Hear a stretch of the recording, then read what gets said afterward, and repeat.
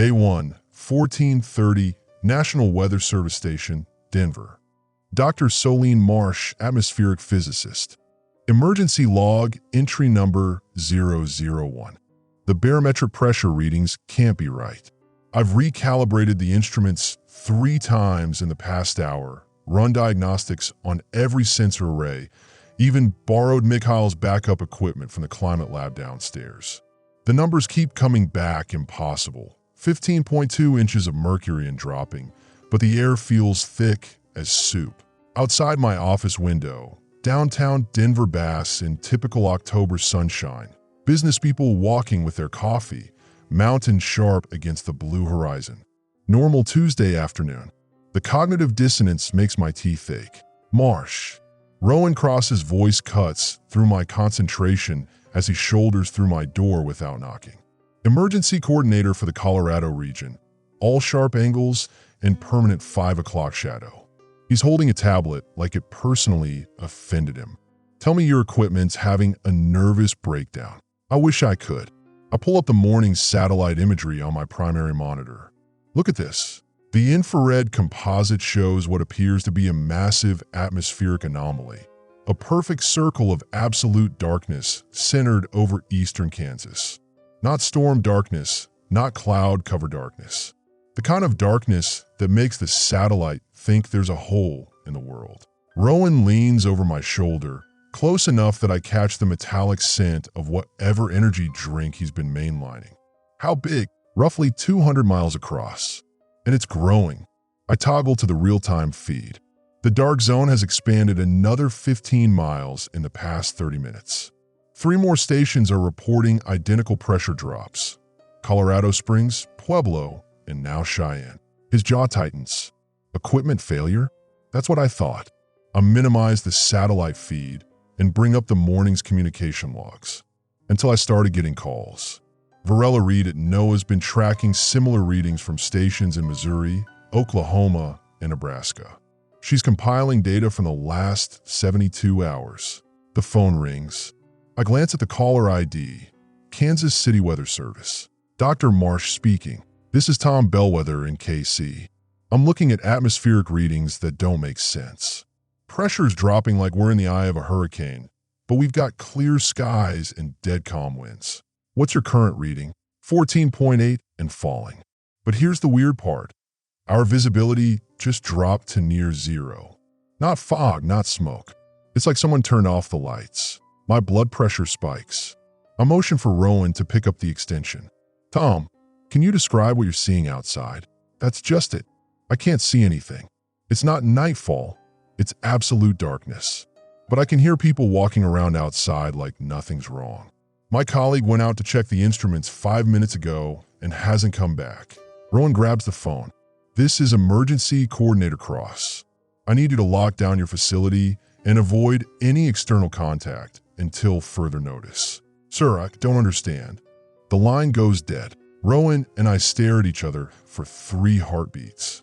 Then he's moving, pulling out his emergency communication device, fingers flying over the keypad. I'm activating regional emergency protocols. How many stations are affected? I pull up my network monitoring system. Red warning indicators bloom across the map like a disease spreading. 17 confirmed, 8 more showing preliminary symptoms.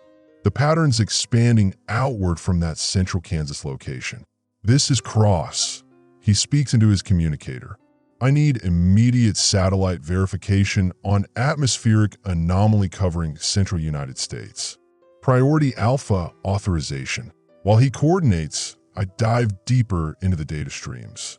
The pressure readings show a perfect gradient, highest at the epicenter, decreasing in concentric circles. But atmospheric pressure doesn't work that way. There's no weather system on Earth that could create this pattern. My computer chimes with an incoming video call.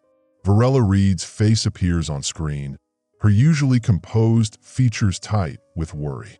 Behind her, the NOAA Prediction Center buzzes with unusual activity. Solene, please tell me you're seeing what I'm seeing. Impossible atmospheric readings centered over Kansas. Not just Kansas anymore. She shares her screen, showing a continental weather map. 3 separate zones of darkness now pulse across the display. One over the original Kansas location, another forming over northern Arizona, and a third beginning to coalesce in the Carolinas. I've been tracking electromagnetic disturbances for the past week. They correspond exactly with these locations. A chill runs down my spine. Electromagnetic disturbances? Ground-based sensors detecting regular pulses, like a heartbeat. Frequency increases leading up to the darkness manifestation. She pauses, glancing at something off-screen. Solene, I'm getting reports that people inside these zones aren't responding to radio contact. Not that they can't, they won't. Rowan finishes his call and turns back to us. Military satellite confirms visual darkness anomaly. They're scrambling reconnaissance aircraft for closer investigation. Don't. The word leaves my mouth before I can stop it. Both of them stare at me. We need to understand what we're dealing with first. If these zones are affecting communication equipment and human behavior, my phone buzzes with a text message from an unknown number. The old ways return. Join willingly or be transformed unwillingly. I show the screen to Rowan and Varela. Her face goes pale. I got the same message, she whispers. 2 minutes ago. Rowan's communicator crackles to life. Cross, this is Major Chun. Our F-22 just lost contact crossing the Kansas anomaly boundary. Last transmission was unusual, meaning pilot reported that his instruments were functioning normally, but he couldn't see the ground anymore. Not clouds, complete darkness. Then he said something about understanding the purpose and went radio silent. Through my office window, the late afternoon sun still shines on Denver skyline. But to the east, where the horizon should meet clear October sky, a band of absolute blackness creeps closer. It moves without wind, without sound, without any respect for the natural laws that have governed our atmosphere for millions of years. I start typing my first official atmospheric anomaly report, but my fingers hover over the keyboard. In 30 years of meteorological study, I've never encountered anything that required this classification. The darkness isn't weather. It's something else entirely. Day 1, 1845, Emergency Operations Center, Denver. Dr. Solene Marsh, atmospheric physicist. Emergency log, entry number 002. The Emergency Operations Center hums with barely controlled chaos. 47 monitors display real-time data streams from weather stations, satellite feeds, and communication networks across the continental United States. Red zones pulse like infected wounds on the central display. Kansas, Arizona, Carolina zones now joined by emerging darkness over northern Michigan and western Texas. 5 zones, all growing. Correlation analysis complete. Varela Reed's voice carries across the operation floor as she approaches my hastily assembled workstation. Her meteorological equipment surrounds her like a technological fortress, cables snaking between laptops, displaying atmospheric models that refuse to make sense. Solene, you need to see this. She pulls up a geological survey map, overlaying it with the darkness manifestation points. The alignment makes my stomach drop. Ancient impact craters. I ask, though I already know that's not right. Older. Her fingers trace the locations on screen. These correspond to what geologists call acoustic anomaly sites, places where seismic instruments detect regular, low-frequency pulses from deep underground. Most were dismissed as natural geological processes. Rowan appears beside us, his emergency coordinator vest marked with coffee stains and stress sweat. Define regular pulses. Every 7 hours and 33 minutes. Some sites have been recording these patterns for decades. Varela switches to a frequency analysis chart. But 3 days ago, the pulse rate began accelerating at all sites simultaneously. I study the data, my atmospheric physics training struggling to process implications that stretch beyond meteorology into geology, archaeology, possibly beyond conventional science entirely. You're suggesting these locations were predetermined? I'm suggesting someone's been monitoring them. She pulls up a new window. Social media aggregation software tracking keyword mentions. Dalen Pike, the network engineer from the state emergency system, helped me set this up. Look what people were posting in the weeks leading up to manifestation. The screen fills with screenshots of posts, tweets, and forum discussions. Anyone else having weird dreams about standing in fields during eclipses? My grandfather's farm in Kansas. He used to say the old families knew when the sky would listen again. Countdown app downloaded itself onto my phone. 47 days, 12 hours, 6 minutes. Anyone know what this is for? Shadow ritual meeting tonight. Coordinates 38.7431 degrees north, 101.0459 degrees west. Bring offerings. That last post was geotagged to Central Kansas. Posted 6 hours before the darkness manifested. Dalen's been tracking these posts through archived caches. Varela continues. Similar patterns appeared before each zone activation. People drawn to specific locations, coordinated timing, references to old families and traditional obligations. My hand shakes slightly as I access the current social media feeds from inside the darkness zones. Most accounts have gone silent, but a few continue posting. The content makes my skin crawl. The sky speaks now. We understand. Join us. Mothers, bring your children. The teaching begins. Light was the aberration. Darkness is home. Dr. Marsh, a young technician, approaches nervously. We've got Sarah's Hollow on the emergency line. She's that local journalist who's been covering the rural weird beat. Says she has information about the Kansas situation. I grab the secure phone. Ms. Hollow, Dr. Marsh, thank God. I'm calling from just outside the Kansas darkness zone. I've been investigating disappearances in rural communities for the past month. Entire families packing up and driving toward what they called the gathering place. What kind of gathering? I thought it was some kind of cult thing, but I found something. The sound of papers rustling comes through the line. County records going back to the 1800s show this pattern repeating. Every few generations, people in this area just leave, abandon their farms, their businesses, everything, always heading toward the same geological formations. Rowan grabs the extension. This is Emergency Coordinator Cross. How many people are we talking about? Based on census discrepancies? Thousands, maybe tens of thousands over the centuries. But here's what's really disturbing. I interviewed some of the families who stayed behind. They all mentioned the same thing. Their neighbors would change in the weeks before disappearing. Stopped talking about normal things. Started speaking in unison when they thought no one was listening. Varela and I exchanged glances. Speaking in unison about what? Preparation, obligation. They'd talk about serving the pattern and welcoming the teachers. But when I asked directly, they'd act confused, like they didn't remember saying anything. Through the operations center's floor-to-ceiling windows, Denver's skyline glitters with electric lights. But to the east, the darkness has crept close enough that I can see where the city lights simply end. Not fade, not dim. Just stop as if they hit a wall. Dalen Pike materializes beside our group, his laptop balanced precariously on one arm, while his other hand manipulates a tablet displaying network topology maps. Sorry to interrupt, but we've got a major problem. Communication satellites are going dark in sequence as they pass over the affected zones. Equipment failure? Rowan asks. That's what I thought initially, but I've been monitoring the satellite telemetry feeds.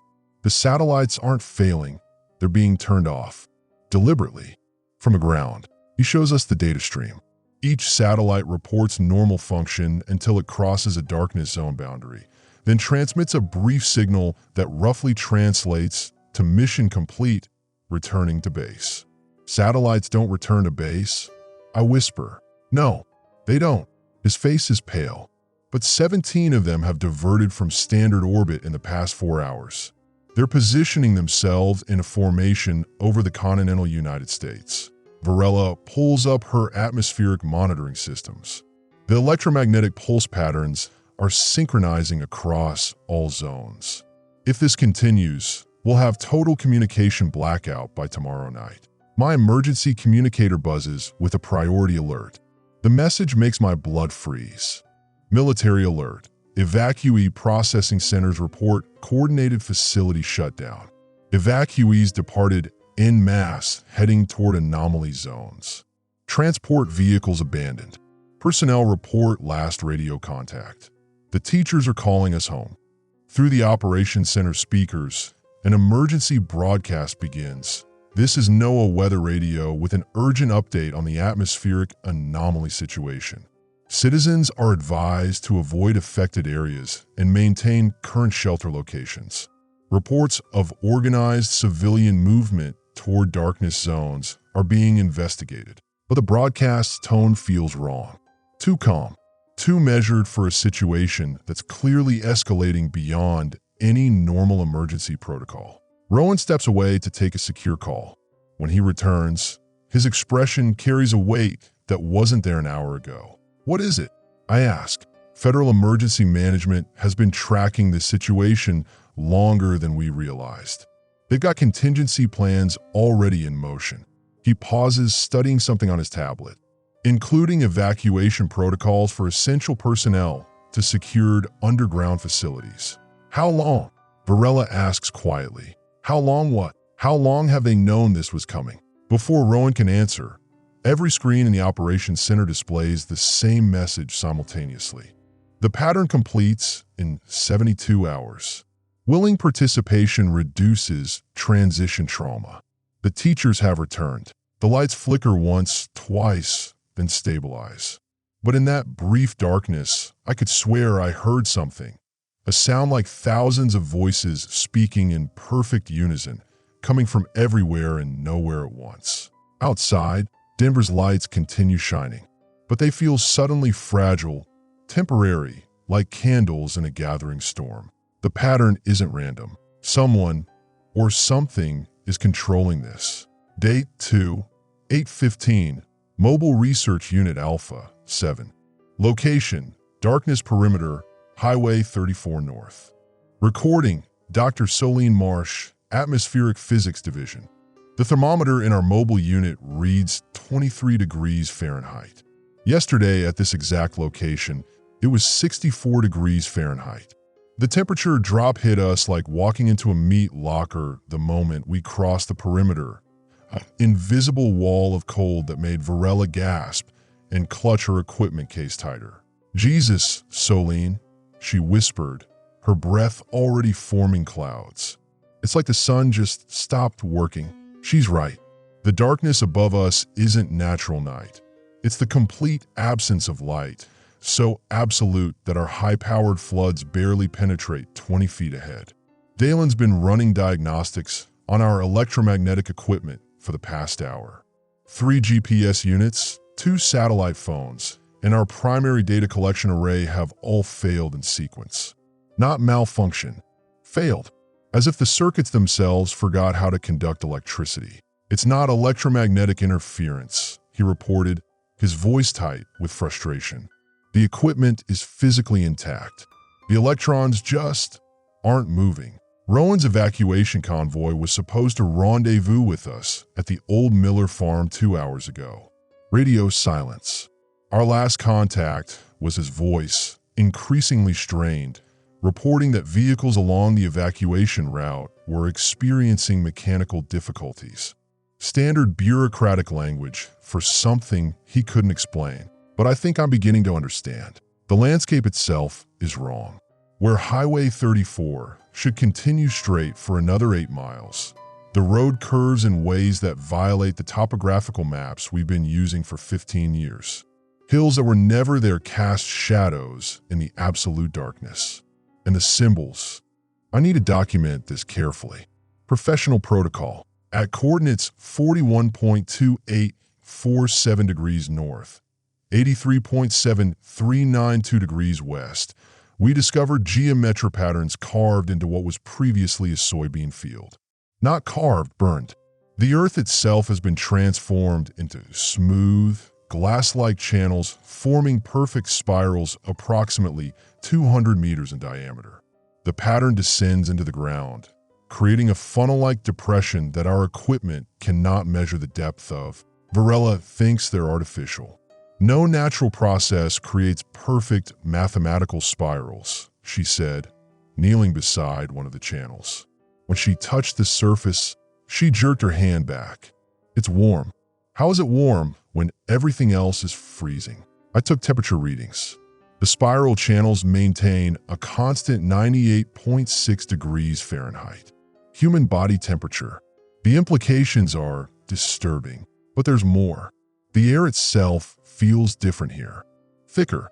When I breathe, it's like the atmosphere has a weight it didn't have before, pressing against my lungs from the inside. Dalen mentioned feeling dizzy, and I've noticed my own heart rate has increased despite our minimal physical activity. We should head back, Varela said 20 minutes ago. This place is making me sick. I agreed. We've gathered enough preliminary data to file a comprehensive report. But when we returned to our vehicle, the engine wouldn't start. Not a dead battery, not a fuel issue. Dalen checked everything twice. The engine components are in perfect working order. They simply refuse to function. It's like the darkness is actively preventing us from leaving, he said, and I could hear the fear creeping into his voice. I've been a scientist for 23 years. I've studied atmospheric phenomena from Arctic research stations to equatorial monitoring posts. I've seen temperature inversions that created impossible optical illusions, pressure systems that spawned tornadoes in clear skies, and electromagnetic storms that made compasses spin like roulette wheels. This is different. This is intentional. The darkness above us shifts and moves like a living thing. Not clouds. The consistency is too uniform, too purposeful. When I shine my flashlight upward, the beam doesn't diffuse naturally. It gets absorbed, as if the darkness is hungry for light. And there are sounds. Varela insists she doesn't hear them, but I do. A low humming, almost at the edge of perception, like a massive engine running somewhere far beneath the ground. It's rhythmic, pulsing, almost like breathing. Dalen just tried the radio again. Static, then a voice. Not Rowan. Not anyone from our team. A woman's voice, speaking in a language I don't recognize, but somehow I understand what she's saying. The door is open. The children are coming home. The transmission cut out.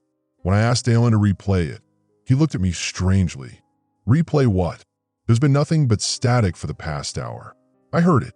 I know I heard it. We're not alone in here. I can feel eyes watching us from the darkness beyond our lights. Not human eyes. Something older, something that has been waiting for this moment for a very long time. The temperature is dropping again. My breath is coming out in thick clouds now, and ice is forming on the inside of our windows.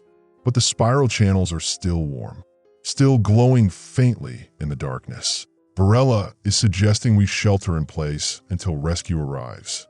But I don't think rescue is coming.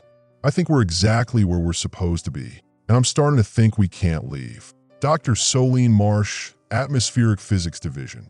End of recording. Duration, 47 minutes. Next scheduled transmission, 12 o'clock hours. Note, if this recording is found by recovery teams, do not attempt to enter the darkness perimeter. The phenomenon is not natural, and it is not safe. Whatever is happening here requires our presence. We are not victims. We are participants. Date 2, 1630, Emergency Backup Systems. Location, Mobile Research Unit Alpha 7, Stationary. Recording, Dr. Solene Marsh, Atmospheric Physics Division. System status, critical failure cascade. The networks are dying. Dalen's emergency communication array, the one he swore was military grade, EMP hardened, and guaranteed to survive nuclear winter, lasted exactly 47 minutes after my last transmission. Not a gradual degradation, not interference. One moment, we had contact with the National Weather Service, NOAA, and 3 different emergency management agencies. The next moment, silence. Complete and total silence. It's not possible, Dalen keeps saying, his hand shaking as he dismantles the radio for the 4th time. The satellite uplinks are hardwired to separate power sources. The cellular towers have triple redundancy. The emergency broadcast system has 17 different backup protocols. But the darkness doesn't care about our protocols. At 1542, Saris managed to get one final broadcast out before Channel 7's transmission tower went dark. I caught fragments of it on our portable radio before the signal died, reporting complete communication blackout across the tri-state area. Military aircraft, repeat, multiple aircraft down, do not approach the darkness zones, seeking shelter immediately. Then static, then nothing. Varela found her hands pressed against the spiral channels again. I didn't see her walk over there. One moment she was standing beside me. The next she was kneeling in the geometric pattern, her palms flat against the warm, glass-like surface. When I called her name, she looked up with eyes that seemed somehow deeper than before. "They're beautiful," she said. "Can't you see how beautiful they are?" I pulled her away from the spirals. Her hands were warm, not just warm from contact, but radiating heat like she had a fever. When I checked her pulse, it was slow, too slow. 40 beats per minute, steady and rhythmic, like the humming I keep hearing from beneath the ground. "Varela, how do you feel?" "Peaceful," she said and smiled. It wasn't her smile. The aircraft started falling at 16:15. We heard them first, the roar of jet engines approaching from the south. Military from the sound. Fast movers, probably F-16s, attempting to penetrate the darkness perimeter from above. The engine noise grew louder, more strained, as if the pilots were pushing the aircraft beyond normal limits. Then the sound changed. Not the mechanical failure you'd expect, not the grinding of damaged engines or the whistle of torn metal. The engines just stopped, like someone had turned off a switch. In the absolute darkness above us, I heard the whisper of dead aircraft falling through still air. No explosion, no crash, just the soft sound of impact somewhere in the distance, muffled and final. 3 aircraft, maybe 4, all silent now. "Jesus Christ," Dalen whispered. "What the hell is up there?" "I think I know." The atmospheric readings I've been taking show impossible results. The darkness isn't just the absence of light. It's the absence of normal atmospheric behavior. Pressure, temperature, humidity, electromagnetic conductivity, all following patterns that violate basic physics. But they're not random patterns. They're intentional, designed. At 16:20, I received my last communication from the outside world. Not through our radio equipment, that was already dead. Not through satellite uplink, those were gone too. The message came through my personal cell phone, which had been showing no service for hours. A text message from Rowan. "Evacuation centers compromised. Evacuees entering darkness voluntarily. Mass movement towards spiral sites. Cannot maintain containment. Solene, if you receive this, document everything. You're witnessing the beginning." I tried to reply. The message failed to send. When I checked my phone again, the text was gone. No record of it ever existing. But I remember every word. The beginning of what? Dalen's been working on the vehicle engine for 3 hours now. He's checked every system, replaced every component he has spares for, run diagnostics that all show green across the board. The engine should start. All the mechanical systems are functional. But when he turns the key, nothing happens. Not even the attempt to turn over. It's as if the concept of internal combustion has been suspended in this place. "The laws of physics haven't changed," he said, his voice rising with frustration. "Engines don't just decide to stop working. Radios don't just decide to stop transmitting. There has to be an explanation. There is an explanation. I just don't think he's ready to hear it. The darkness is alive. I've been monitoring it with the few instruments that still function, and it's not a weather phenomenon. It's not atmospheric. It's not natural. It's conscious. The way it responds to our movements, the way it seems to anticipate our attempts to communicate or escape, the way it interacts with our technology and our minds. This is intelligence. Ancient, vast, and completely alien to our understanding of how the world works. Varela is sitting beside the spirals again. I didn't see her walk over there this time either. She's humming softly, the same rhythm as the sound from underground. When I approach her, she looks up with that same peaceful expression. "It's time," she says. "Time for what? To stop fighting? To accept the gift." I'm documenting this as evidence, but I suspect no one will ever read these records. The darkness is expanding faster now.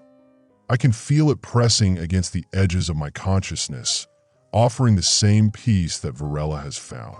The same peace that millions of evacuees apparently chose when they walked willingly into the darkness zones. I understand now why Rowan's message spoke of this as the beginning. We're not witnessing a disaster. We're witnessing an evolution, a transformation that requires our participation, not our resistance. The spirals are glowing brighter now. Varela is standing in the center of the pattern, her arms raised to the darkness above. The humming from underground is growing louder, more insistent. And for the first time since this began, I'm not afraid. I'm curious. Dr. Solene Marsh, Atmospheric Physics Division. End of recording. Duration, 23 minutes. System status, final transmission. Automatic backup initiated. Recording will continue until power failure. Note: if recovery teams locate this equipment, do not attempt rescue operations. The phenomenon requires voluntary participation. Resistance is unnecessary. Day 3, 2 o'clock, Underground Research Bunker, Western Colorado.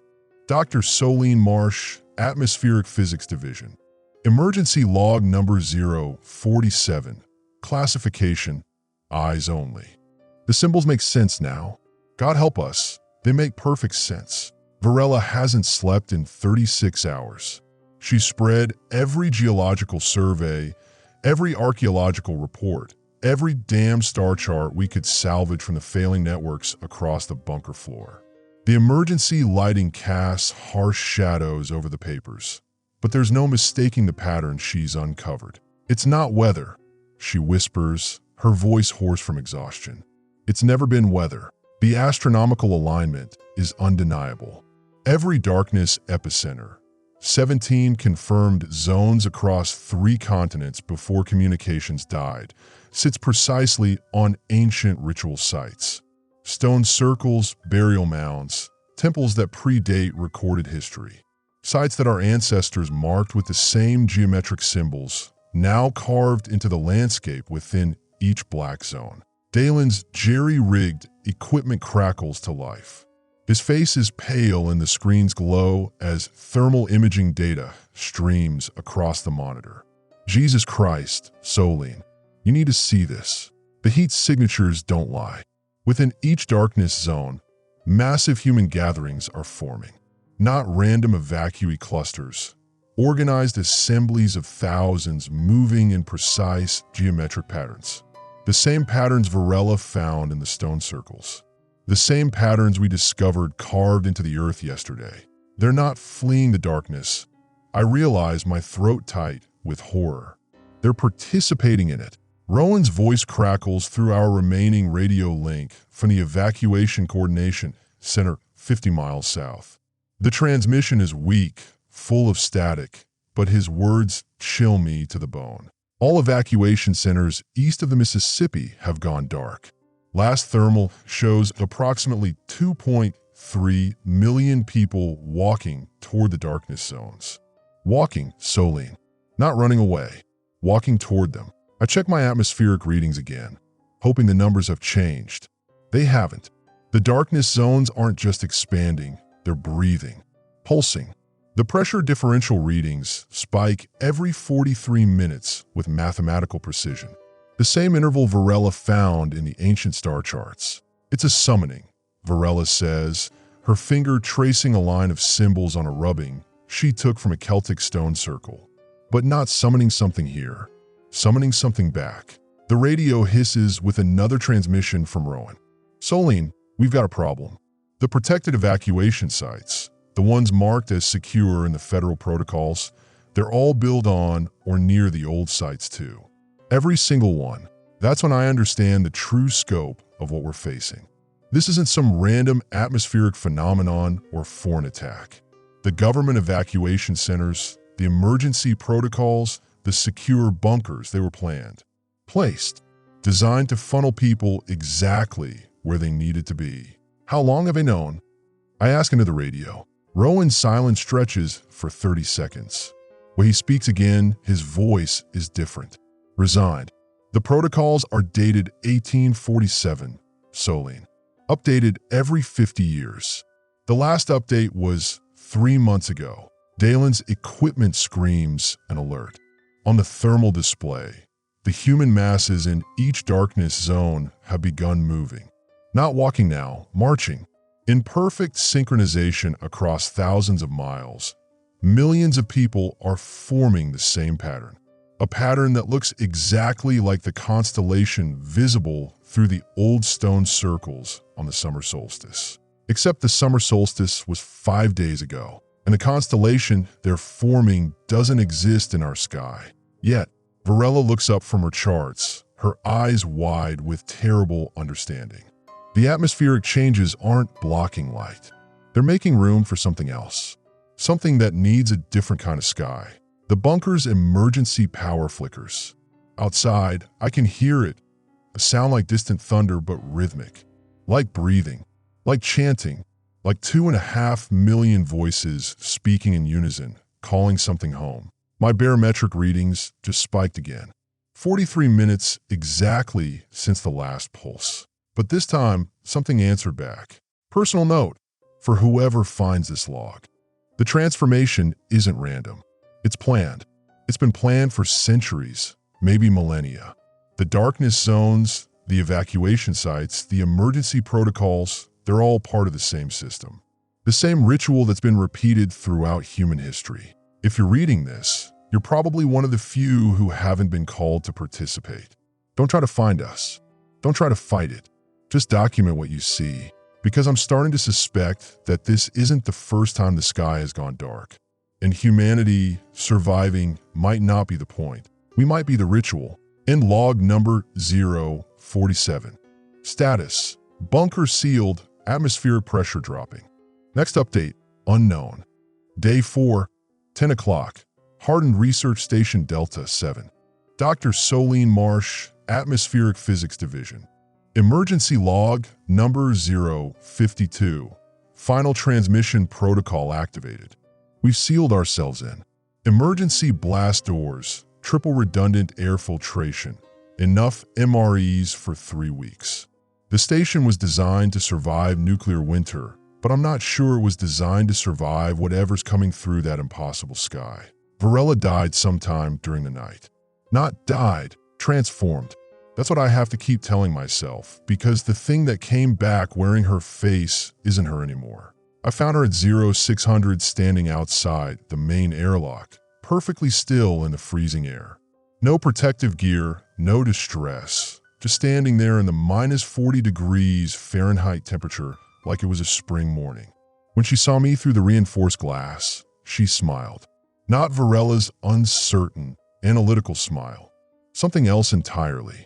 The calculations are complete, Solene, she said, her voice carrying clearly through the intercom despite the howling wind. The atmospheric adjustments will be finished in 72 hours. You can come out now. Her eyes had changed. Still brown, still her eyes, but with flecks of something that looked like starlight. Moving starlight. I sealed the outer observation deck and activated lockdown protocols. She's still out there, waiting. Patient as stone, Saris has been documenting everything through the perimeter cameras. Her journalistic instincts are keeping her functional, but barely. She's cataloging what she calls the speakers, transformed evacuees who return to the settlement zones with messages. There are hundreds of them, she reports, her voice steady despite the tremor in her hands. They arrive in groups of 12, always 12. They set up at the edge of each remaining evacuation camp and just wait. When people approach them, they speak in perfect unison. I've been monitoring the radio frequencies Dalen jury-rigged before the main networks collapsed. Most channels are static now. but occasionally we catch fragments of broadcast from other hardened facilities. What we're hearing isn't reassuring. Station Alpha 3 reporting, Day 4, 50% personnel conversion. Remaining staff experiencing shared dreams. Recommend immediate psychological evaluation. Delta 9 to any receiving. The children are leading us to the observation points. They know things they shouldn't know. The sky is teaching them. Don't look directly at the new constellations. Repeat, do not observe the new stellar formations. 3 staff members reported spontaneous comprehension of unknown mathematics after exposure. My atmospheric monitoring equipment has given up trying to make sense of the readings. Barometric pressure should be impossible at these levels. We should all be dead from explosive decompression. Instead, the air feels thick, almost viscous, like breathing liquid starlight. Dalen is holding up better than the rest of us, probably because his engineer's mind can focus on concrete problems. He's been reinforcing our communication array, determined to maintain contact with other facilities for as long as possible. I've got a signal from Underground Research Station 7. He announced an hour ago, his face lit by the makeshift display. They're reporting similar transformations, but they've identified a pattern. The converted individuals aren't just random. They're being selected based on specific genetic markers. What kind of markers? I asked, though part of me dreaded the answer. Celtic, Norse, Mesopotamian, ancient bloodlines. People whose ancestors built the original sites. It's like something's calling its children home. That's when Saris went quiet. Really quiet. She's been staring at her genealogy research on her laptop for the past hour, her face growing paler with each document she opens. My great-grandmother was from County Cork, she finally whispers. Her maiden name was Osiocana. The family records trace back to the keepers of Drombeg Stone Circle. I run a quick genetic trace through the research station's database. My results aren't comforting. French ancestry through my mother's line back to the region around Karnak. The same Karnak with its thousands of ancient standing stones. Dalen laughs, but there's no humor in it. Norwegian through my father, specifically from the Lofoten Islands. There's a rune stone there that archaeologists can't date because it doesn't match any known historical period. We're not here by accident. None of us are. Through the security monitors, I watched the transformed evacuees, the speakers, arranging themselves in precise geometric patterns around our facility. Not threatening us, not try to break in, just waiting, like they know we'll come out eventually. Because we will. I can feel it starting already, the pull. The same pull that drew millions of people into the darkness zones. The same pull that transformed Varela from a brilliant scientist into something that no longer needs warmth or oxygen or human companionship. My equipment registers another atmospheric pulse. The 43-minute rhythm continues, but now there's a response pattern. The sky is having conversation with something. Something that's answering from beneath the earth. Saris has started singing under her breath. An old song, she says, something her grandmother taught her. But when I ask her what the words mean, she admits she doesn't know. She's singing in a language she doesn't remember learning. Dalen's radio equipment just picked up a new transmission. Not from another research facility. Not from military or emergency services. From orbit, International Space Station to any receiving ground stations. The Aurora activity has reached unprecedented levels. We can see geometric patterns in the lights spanning entire continents. The patterns they're beautiful. We understand now why people are gathering at the sites. We want to come home. We want to come down. I'm entering this final log entry because I know it's going to be my last as Dr. Solene Marsh, atmospheric physicist, human being trying to understand a natural phenomenon. Because I'm starting to understand that this isn't a phenomenon we're studying. It's a process we're part of. Have always been part of. The darkness zones, the transformation, the impossible sky. It's not happening to humanity. It's what humanity is becoming. Saris has opened the airlock. The speakers are waiting outside, patient and perfect in the impossible cold. Varela is among them, still wearing that starlight smile. The calculations are complete, she calls to us. Come see what we've learned. I should resist. Every rational part of my training says to maintain the sealed environment, to continue documenting, to preserve some record of what we were before. But the singing is so beautiful, and the patterns in the sky make perfect sense now. Mathematical sense, evolutionary sense, the sense of coming home after a very long journey. Autolog addendum. Station Delta, 7 systems. 10:47 a.m. All personnel have exited facility. 10:52 a.m. Atmospheric readings stabilizing. 11 a.m. New astronomical data incoming. 11:15 a.m. Station systems transferring to autonomous mode. Status: awaiting new operators. In log number 052. Day 5, 2030, Emergency Research Station Bravo 7. Dr. Solene Marsh, Atmospheric Physics Division. Equipment status: EMP-hardened systems only. Personnel remaining: 4. The confession came during what should have been our evening meal. Rowan dropped it between spoonfuls of reconstituted soup. His voice is flat, as if he were reading evacuation statistics. The government's known about this for 60 years. My spoon clattered against the metal bowl. Beside me, Saris looked up from her portable recorder, fingers frozen over the keys. Even Dalen, hunched over his jury-rigged communication array, went still except for the faint tap-tap-tap of his nervous finger against the desk. "What did you say?" The words scraped out of my throat like sandpaper. Rowan set down his bowl with deliberate care. In the harsh LED lighting of our bunker, his face looked carved from stone. Project Umbral Shadow. Started in 1963 after satellite imagery caught the last occurrence over the Sahara. 17 days of localized atmospheric anomaly, then nothing. Like it never happened. The bunker's recycled air suddenly felt thick, choking. You knew. Well, I brought you those first readings when Varela found the geological correlations, when we lost contact with the evacuation centers. You knew what this was. I suspected. He rubbed his temples, and for the first time since I'd known him, Rowan Cross looked every one of his 53 years. The patterns matched. The timeline was right. But suspecting and knowing. He gestured toward the sealed blast door separating us from the darkness outside. Knowing would have meant accepting that there was nothing we could do to stop it. Saris's recorder hit the table with a sharp crack. My family. I called my sister yesterday, told her to head for the southern evacuation zone. You said it was safe there. Her voice climbed toward hysteria. You said the government had secure facilities. I said what I had to say to keep people moving away from the epicenters. Rowan's composure never wavered, which somehow made it worse. The southern zones by time. Maybe 3 extra days before the darkness reaches them. That's 3 days for people to say goodbye, to make peace, to choose. Choose what? I slammed my palm against the table, sending soup bowls skittering. Choose to walk into that thing like lambs to slaughter.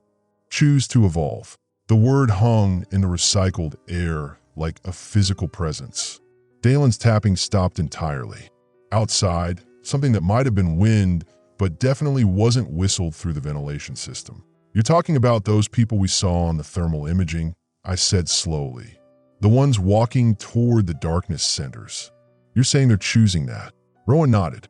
The previous incidents, 1823 in Siberia, 1642 in what's now northern Canada. Others going back through historical records. They all follow the same pattern. Initial panic, attempted resistance, then integration. The transformed populations don't just survive.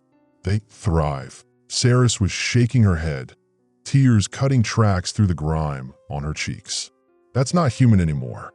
Whatever those things are that came back from the darkness, they're not us. Maybe us was never supposed to be the final version.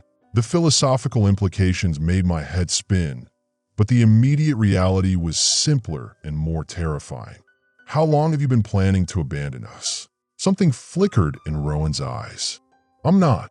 The emergency protocols you've been following don't match any manual I've ever seen. The supply drops that never came. The evacuation routes that led people directly into expansion zones. My atmosphere of physicist training had taught me to recognize patterns, and the pattern here was betrayal wrapped in bureaucratic efficiency. You've been herding people toward this thing from day one. Not herding, guiding. Rowan stood, his emergency coordinator vest suddenly looking less like protective equipment and more like a uniform. The resistance phase never lasts. Fighting it just increases casualties and psychological trauma. The lights went out, not flickered, not dimmed, went out like someone had thrown a switch. In the absolute darkness that followed, I heard Dalen's panicked breathing, Saris's stifled sob, and the soft electronic whine of equipment shutting down. Then Rowan's voice, steady and calm. The backup generator should kick in momentarily. But I was already moving, muscle memory guiding me toward the emergency lighting controls.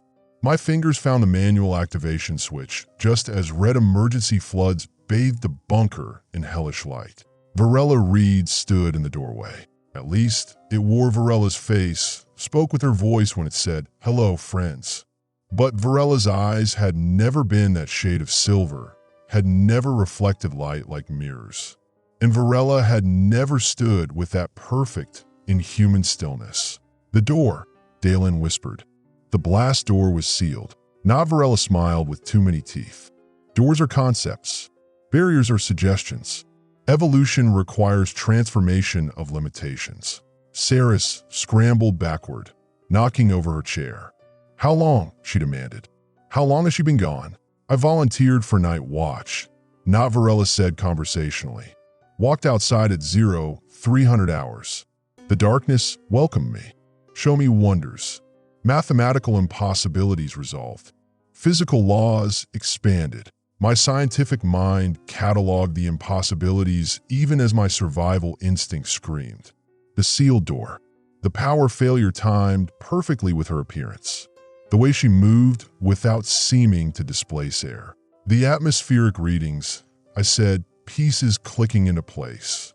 You were feeding me false data from the beginning. Necessary deception.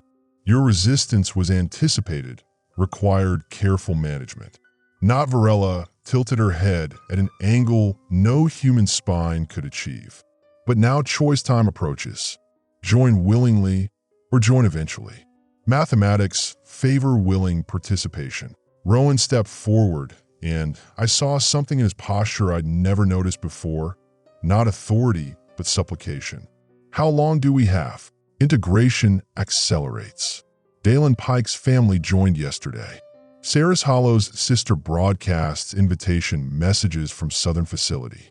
Choice time now. The world tilted. Dalen's family. Saris's sister. How could it know? Collective consciousness includes all willing participants. Not Varela explained, reading my expression. Individual knowledge becomes shared resource. Privacy becomes irrelevant concept. Saris was backing toward the sealed blast door, hands searching desperately for the manual release. "This is insane.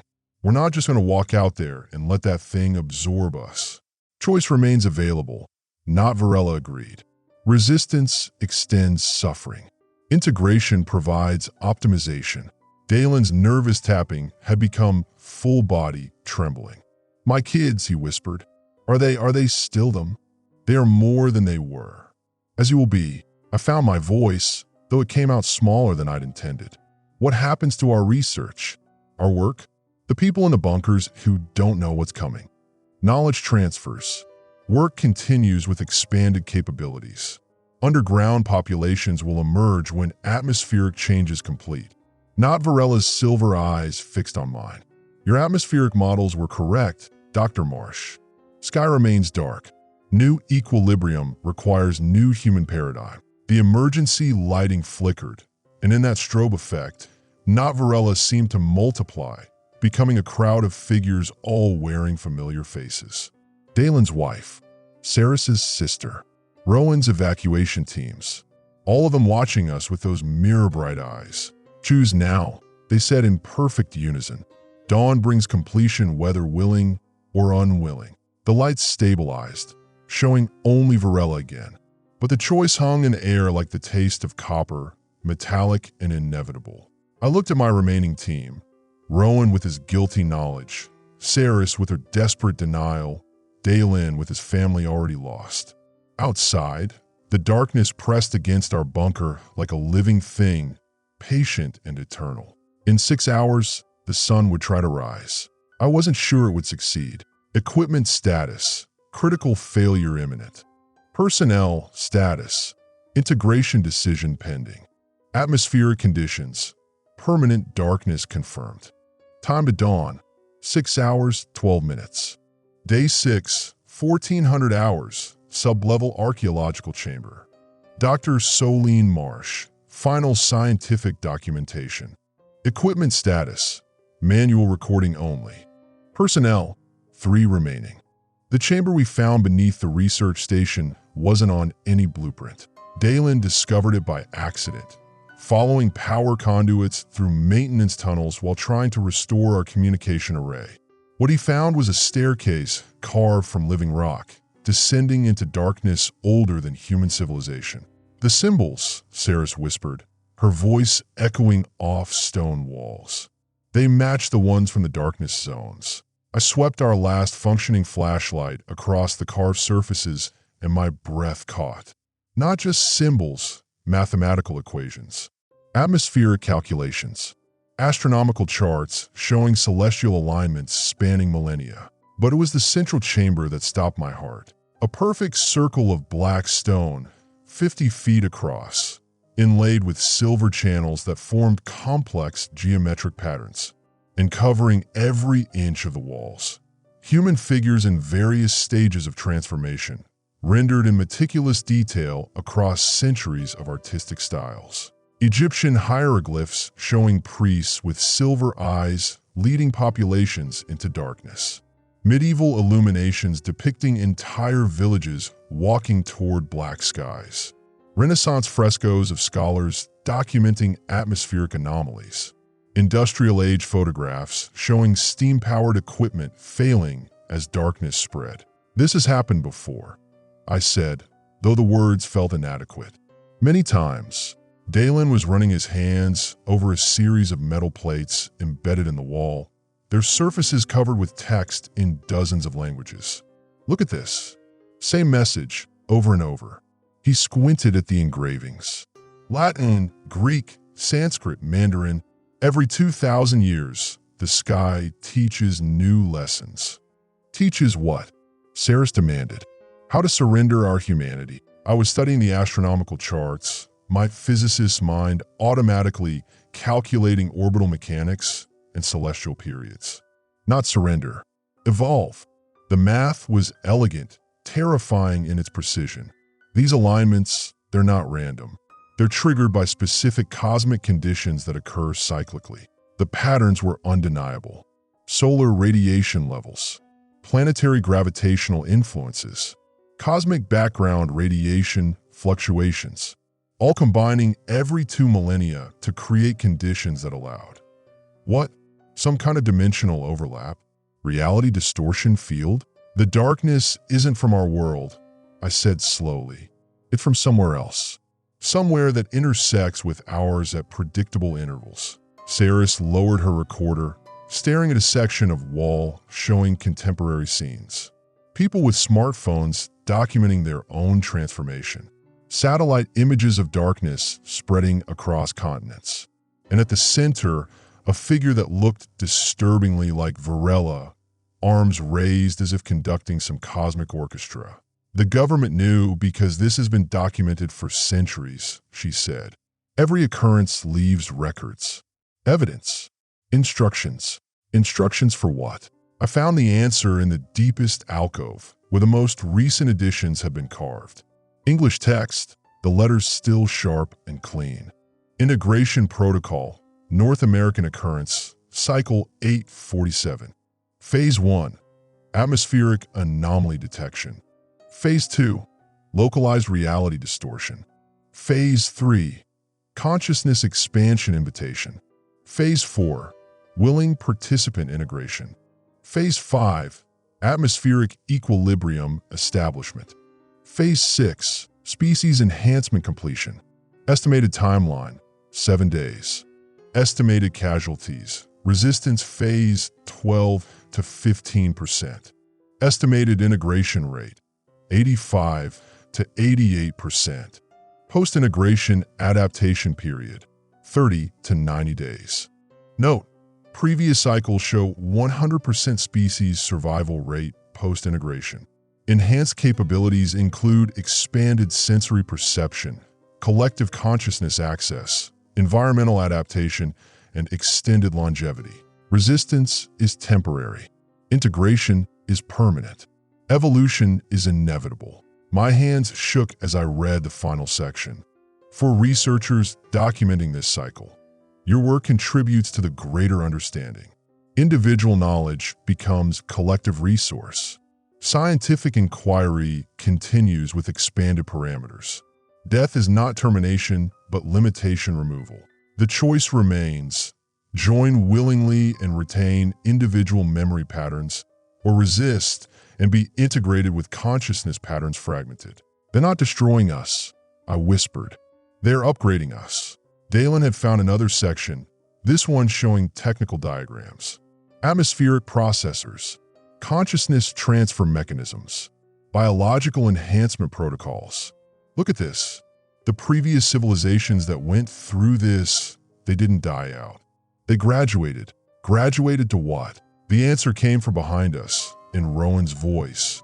To the next level of existence. We spun around to find him standing at the chamber entrance. But like Varela, he wore that telltale silver reflection in his eyes.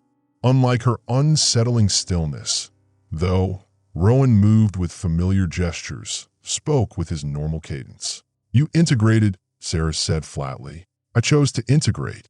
He stepped into the chamber, and the silver channels in the floor began to glow faintly.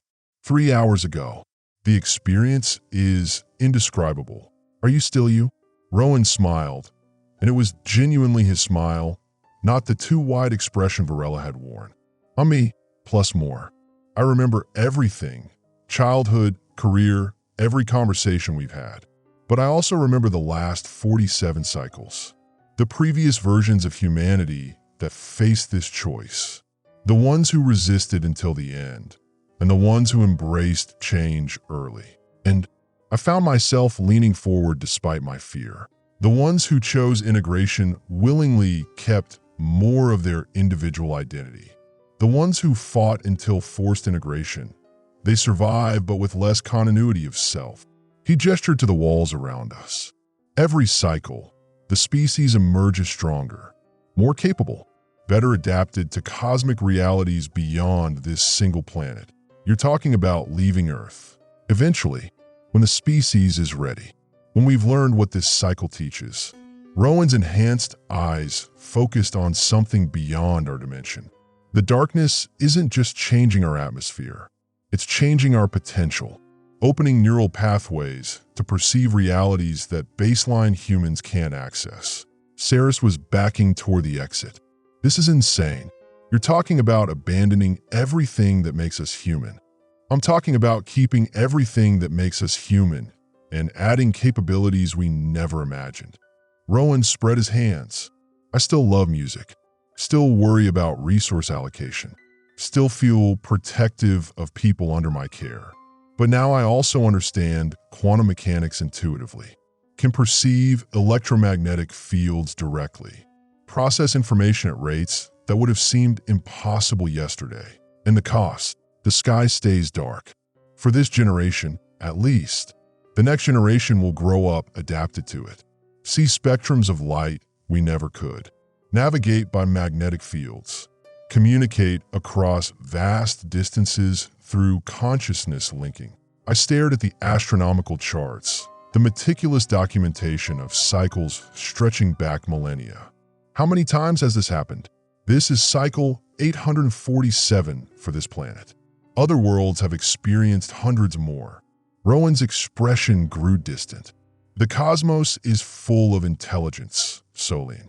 We've been isolated limited, existing in a single narrow band of reality. This changes that, by force, by invitation. The choice is always offered.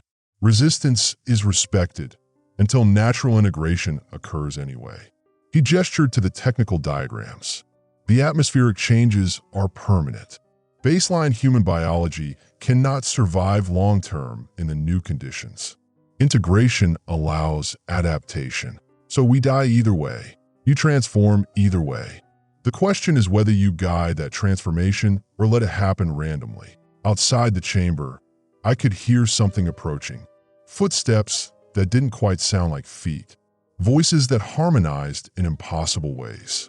The integrated populations gathering for dawn. How long do we have? I asked. Rowan checked a timepiece that seemed to show multiple temporal dimensions simultaneously. 47 minutes until atmospheric integration completes. After that, choice becomes academic. Saris was crying now, silent tears that caught the silver light from the floor channels. My family. Will I see them again? You'll be reunited with everyone you've ever loved, in ways more intimate than physical proximity ever allowed. Rowan's voice carried genuine compassion. But you need to choose now. The integration chamber is prepared.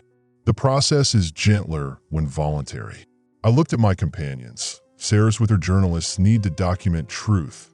Dalen with his engineer's desire to understand systems. Both terrified. Both looking to me for guidance I didn't have. The scientific evidence was overwhelming.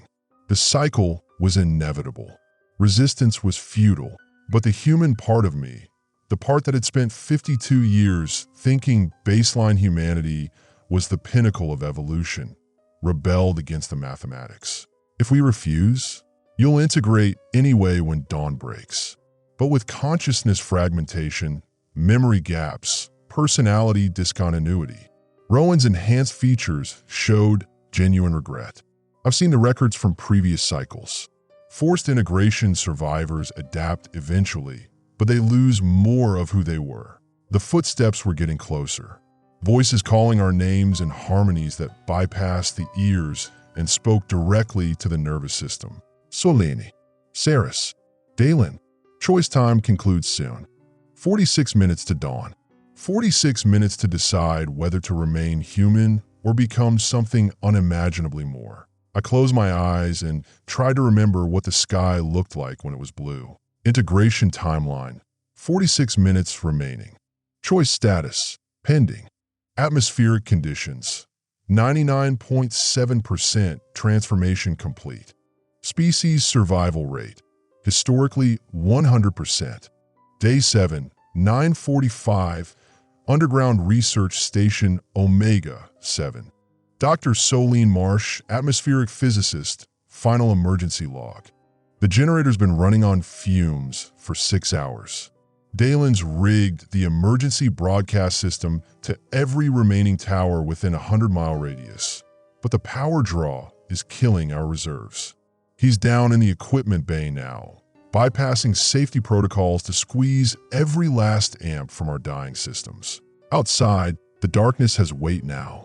I can feel it pressing against the reinforced concrete, seeping through the ventilation shafts despite our filters. The atmospheric pressure readings have stabilized at impossible levels, 14.7 psi at sea level, as if we're living at the bottom of an invisible ocean. Saris hasn't spoken since we lost contact with her family's evacuation convoy. She's been documenting everything through the periscope camera, frame by frame, building what she calls the final record. The footage shows them walking in perfect formation toward the darkness epicenters. Thousands of them, moving like schools of fish responding to some magnetic pull we can't detect. I've been wrong about everything. The atmospheric models, the electromagnetic interference patterns, even the temperature fluctuations. I've been analyzing this like a natural phenomenon when it's clearly engineered. The precision is staggering.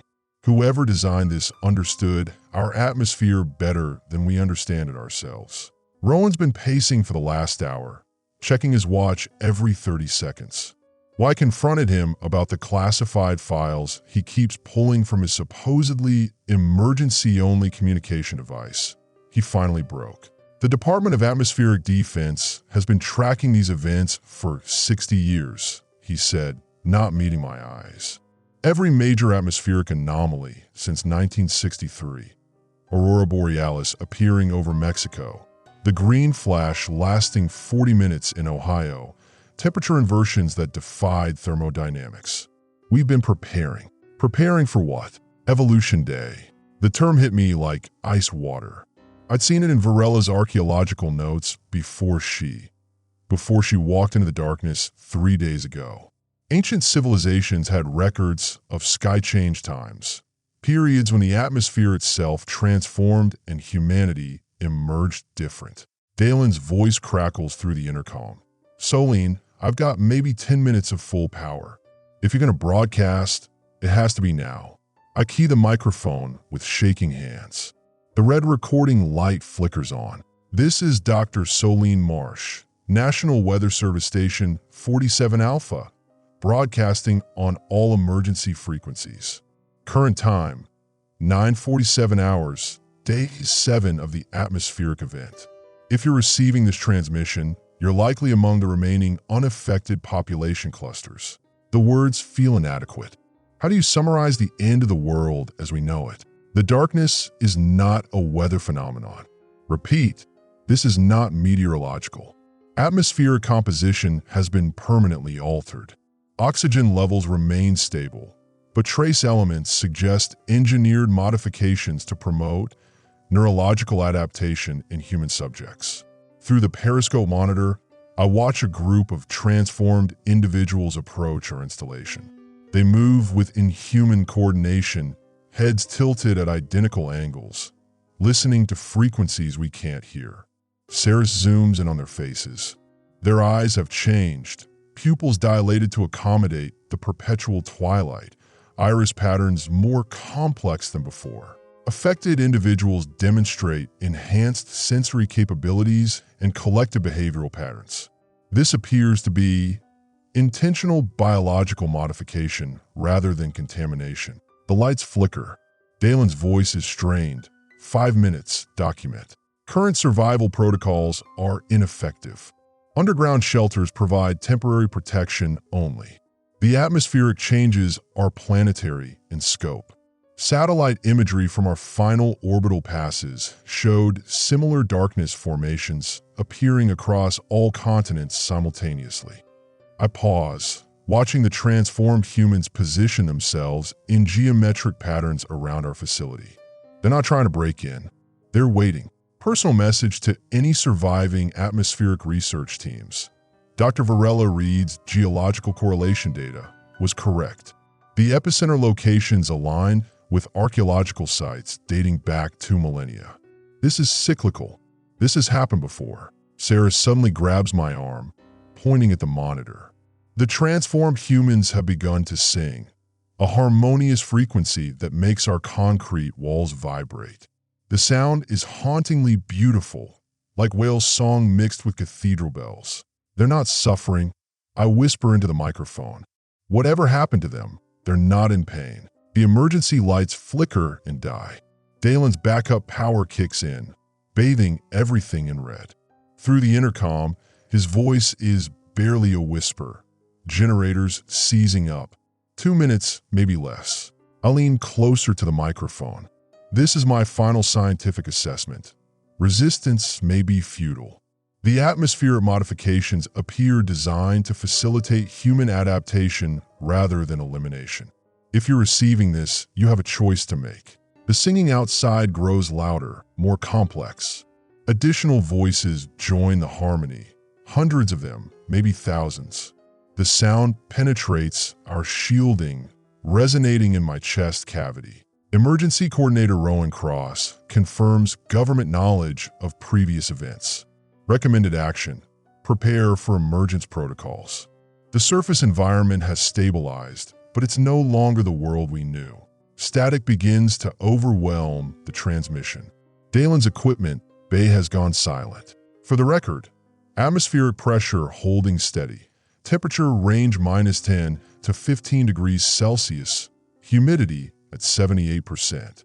Breathable, but bring warm clothing. I almost smile at the mundane practicality of it. The sky will not return to blue. Repeat, this is permanent. The red lights flicker. The singing stops. In the sudden silence, I can hear footsteps above us, measured, patient, waiting. This is Dr. Solene Marsh, signing off.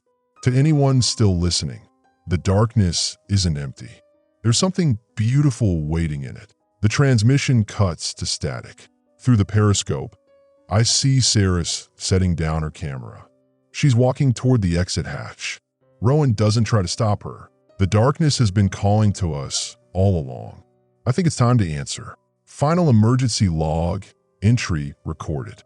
Transmission duration, 8 minutes, 34 seconds. Signal strength, fading to 0. Status, all systems shutting down. Day 30, 12 o'clock, Surface Research Station Alpha. Dr. Solene Marsh, atmospheric physicist, adaptation report. The thermometer reads 8 degrees Celsius at midday. What we used to call midday. Time moves differently when the sun is a pale disk behind permanent cloud cover, like looking at the world through smoke glass. I'm recording this from the surface station we've established in what used to be downtown. The Transformed helped us build it. Their enhanced coordination makes construction effortless. They move like dancers, anticipating each other's needs, passing tools before they're asked for them. Saris was right to leave the bunker when she did. She emerged 3 weeks ago with eyes like storm clouds and a smile I'd never seen before. When she speaks now, her voice carries harmonics that resonate in my chest. She says the singing never stops. It just becomes part of you, like breathing. The fear was the hardest part, she told me yesterday, her fingers tracing geometric patterns in the condensation on our observation windows. But fear is just resistance to change. Once you stop fighting the current, you realize you're not drowning. You're learning to swim in deeper water. The atmospheric readings have stabilized at levels that would have terrified me a month ago. Oxygen content remains at 21%, but the trace gases include compounds that don't exist in any terrestrial chemistry textbook. When I asked Varela about them, she returned yesterday with a delegation from the Eastern Settlement. She laughed with a sound like wind chimes. The air is teaching us, she said. Every breath is a lesson in what we're becoming. I'm still documenting everything. Old habits die hard, even when the world they serve has died completely. But my methodology has evolved. Pure empirical observation feels inadequate now. The Transformed don't just experience the new atmosphere, they commune with it. Rowan maintains the emergency protocols, more from habit than necessity. He's established supply lines between the underground holdouts and the surface settlements, facilitating what he calls voluntary transition. About 60% of the unaffected population has chosen to emerge. The rest remain in the bunkers, waiting for rescue that will never come. They're not wrong to be afraid, he said this morning as we watched a group of children play in the perpetual twilight. But they're not right either. This isn't about right or wrong anymore. It's about what comes next. The children are remarkable. Those born after day 7 develop differently. Enhanced pattern recognition, intuitive understanding of acoustic frequencies, perfect balance in low-light conditions. They navigate the new world like it was designed for them, which I suspect it was. Dalen survived the generator failure and emerged from the bunker 2 weeks ago. His first words were an apology for not understanding the elegance of the engineering. I spent my whole career trying to connect systems, he said, his voice carrying the same harmonic resonance as the others. But the real network was always biological. They just helped us see it. The Transformed settlements span the continent now, connected by migration patterns that follow electromagnetic field lines. They're not rebuilding civilization. They're building something entirely new. Architecture that responds to atmospheric pressure, agriculture that thrives in low light, communication that transcends language. I've been offered the choice every day for 3 weeks. The invitation comes as a gentle pressure in my chest, a frequency just below the threshold of hearing. It would be easy, easier than remaining the sole observer, the final scientist documenting the death of the old world. But someone needs to maintain the record. Someone needs to remember what we were before we became whatever we're becoming. Yesterday, I discovered the most remarkable thing. The darkness isn't uniform. There are subtle variations, gradients, and currents invisible to unenhanced eyes. The transformed can read these patterns like weather maps, predicting changes in atmospheric pressure, temperature, even emotional currents flowing through the settlements. They're not just adapted to the new atmosphere. They're part of it. I've been analyzing the geological data Varela collected before her transformation. The pattern is clear now. Every 2,000 years, the atmosphere undergoes this renewal. Previous civilizations called it the Great Breath, the Sky Change, the Awakening. Each time, humanity emerged different, enhanced, evolved. We were never the final version of ourselves. We were always the chrysalis. The transformation isn't random. It's selective, targeting specific neural pathways, enhancing cognitive functions we barely understood. The enhanced pattern recognition, the intuitive grasp of complex systems, the ability to process information collectively. These aren't side effects. They're the point. I'm writing this report knowing it may be my last as an unenhanced human. The invitation grows stronger each day. My resistance weakens not because I'm giving up, but because I'm beginning to understand what I'd be giving up to. Saris visits me every evening, sitting quietly while I work. She doesn't pressure me to choose. She simply exists as proof that transformation doesn't mean death. It means continuation in a form we couldn't have imagined. The fear of losing yourself, she said last night, is based on the assumption that your current self is the best version you could be. But what if it's just the beginning?